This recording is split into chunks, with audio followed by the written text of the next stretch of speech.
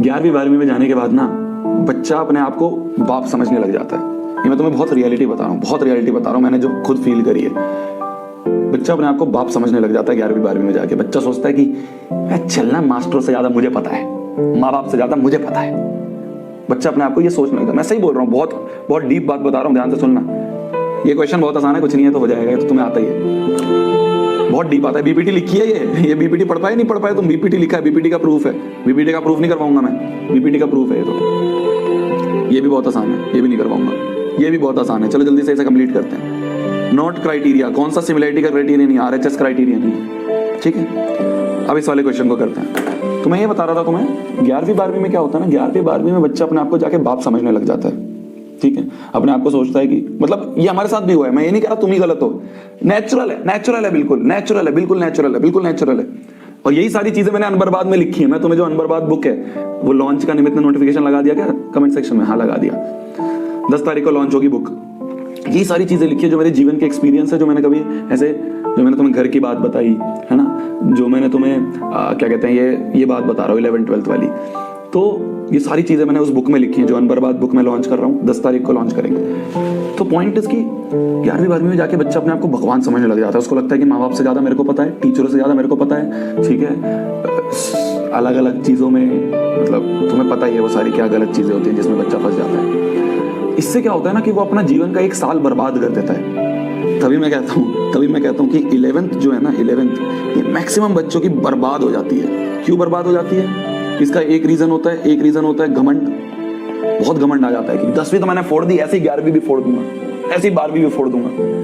दूसरी चीज घमंड के अलावा दूसरी चीज क्या आती है? अपने आप को बाप समझने लग जाता है बच्चा। ये होता है, मेरे साथ भी होता है। मैं तुम्हें बिल्कुल रियलिटी बता रहा हूँ। जो चीज मैं कभी नहीं बता सकता वो मैं बुक में मैंने इसलिए लिखी है। तभी तो बच्चे के अंदर घमंड आ जाता है, बच्चा अपने आप को बाप समझने लग जाता है। बच्चा गलत चीजों में पड़ जाता है, ठीक है। वो गलत चीजें मैं यहाँ पे बोल नहीं सकता, पर तुम्हें पता है क्या क्या चीजें हैं, ठीक है। इससे क्या होता है ना, उसकी 11वीं, जो कि एक बहुत इंपॉर्टेंट क्लास है, 11वीं एक बहुत टर्निंग क्लास है। 11वीं का सिलेबस बहुत बड़ा है, ठीक है। उससे क्या होता है, इन सारी चीजों से उसकी 11वीं जो है वो बर्बाद हो जाती है। जैसे वो 11वीं बर्बाद हो जाती है, जैसे 6 महीने निकलते हैं, उसको पता चलता है यार मेरा तो साल खराब हो गया यार। फिर बच्चा टेंशन में आ जाता है। जैसे मैं था और बहुत सारे मेरे क्लासमेट्स थे, मैंने तुम्हें बताया बच्चे फिजिक्स के हाफ ईयरली में फेल हो जाते हैं। बहुत सारे बच्चे हाफ ईयरली में फेल हो जाते हैं। टॉपर 11वीं के हाफ ईयरली में फेल वो इसलिए होते हैं क्योंकि बच्चों की जो 11वीं है वो बर्बाद हो जाती है इन सब चीजों की वजह से। और मैंने बुक में यही लिखा है कि कैसे तुम इस बर्बाद को अनबर्बाद कर सकते हो। तो बुक का जो मतलब है वो यही है। तुम में से मैक्सिमम बच्चे पूछ रहे थे ना भैया अनबर्बाद का मतलब क्या है? अनबर्बाद का मतलब यही है कि बच्चे, और ये खाली 11वीं के बच्चे के लिए नहीं है, आजकल तो ऐसा 9वीं में भी हो रहा है, ऐसा तो आजकल 8वीं में भी हो रहा है, सारी क्लासेस में हो रहा है, खाली 11वीं में भी, 9वीं में बच्चा है, 10वीं में बच्चा है, तो ऑल क्लासेस का है। तो बच्चा क्या होता है ना, बच्चा बर्बाद हो जाता है। तो अगर तुम पहले से ही वो सारी चीजें तुम्हें पता होंगी, कहा जाता है ना कि या तो तुम खुद ठोकर खा लो या फिर तुम दूसरों की ठोकरों से सीख लो। तो वो जो मेरी ठोकरें हैं वो मैंने इस बुक में लिखी है। वो जो मेरी ठोकरें हैं वो मैंने इस बुक में लिखी है। तो तुम पूछ रहे थे ना व्हाट इज अनबर्बाद भैया, वो अनबर्बाद मैंने आज तुम्हें बता दिया क्या है, ठीक है, ये है।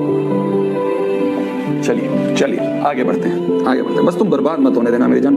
कभी भी ना माँ बाप से धोखा मत देना, माँ बाप को धोखा मत देना। तुम्हें ये 2 साल 11वीं 12वीं तुम्हें लगेगा कि तुम अपने आप में बहुत बड़े हो, अपने आप में तुम बहुत जानते हो, जीवन का सारा सार तुम्हें पता है। जैसे ही तुम आगे बढ़ोगे ना, थोड़ा सा एज होगा, तुम जैसे कॉलेज में जाओगे, जैसे तुम फर्स्ट ईयर में आओगे, सेकंड ईयर में आओ, तुम्हें पता चलेगा यार कुछ नहीं पता मुझे लाइफ के बारे में। तुम्हें पता चलेगा कुछ भी नहीं आता मुझे।